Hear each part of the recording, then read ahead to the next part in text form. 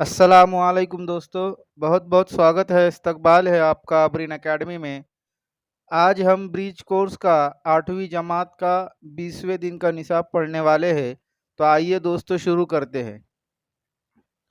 आज का हमारा टॉपिक है अलजिब्री इबारत पर अमल। 3 चीकू और 5 चीकू मिलाकर 8 चीकू होते हैं।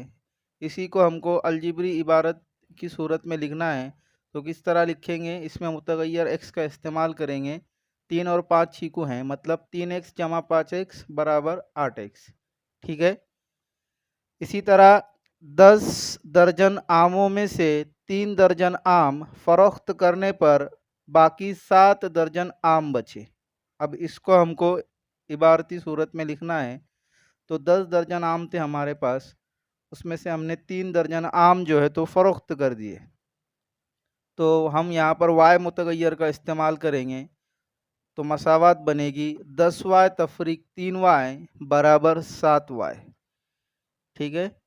अब हम 2 चीकू और 3 आम की जमा करने के लिए मुतगैर का इस्तेमाल करके अलजिब्री इबारत लिखेंगे।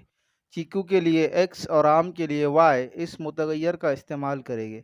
तो 2 चीकू है, चीकू के लिए x मुतगैर इस्तेमाल करेंगे तो वो 2x हो जाएगा, और आम के लिए y मुतगैर का इस्तेमाल करेंगे तो वो 3y हो जाएगा। इस तरह इबारत बनेगी 2x जमा 3y। अब ये 2x और 3y इनकी जमा 5xy इस तरह नहीं लिखी जाएगी। ठीक है। अलजिब्री इबारतों की जमा और तफरीक कर सकते हैं जब कोई रकम या इबारत मुमासिलत वाली ना हो, तो मुतगैर का इस्तेमाल करके रकम या इबारत को पेश किया जाता है। कोई रकम या इबारत जो है तो एक जैसी अगर नहीं है तो मुतगैर का इस्तेमाल करके हम इबारत लिख सकते हैं। ठीक है। मिसाल के तौर पर 4xy जमा 9xy, यहाँ पर मुतगैर एक जैसे एक्स वाई है तो हम इनकी जमा कर सकते हैं। 4xy में 9xy मिलाएंगे तो वो क्या हो जाएगा? 13xy हो जाएगा। ठीक है। इसी तरह दूसरी मिसाल है 4p तफरीक 3p।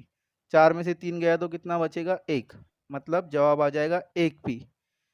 इसी के ऊपर कुछ मिसालें हैं, इन मिसालों को हल कीजिए।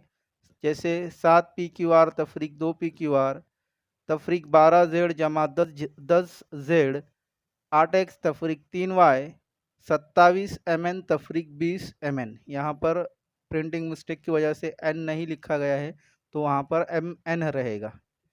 आज के वीडियो में बस इतना ही दोस्तों। अगर आपको ये वीडियो पसंद आया हो तो इसे लाइक, शेयर और सब्सक्राइब करना बिल्कुल भी ना भूलिएगा। मिलते हैं अगले वीडियो में एक नए टॉपिक के साथ। तब तक के लिए अल्लाह हाफिज़।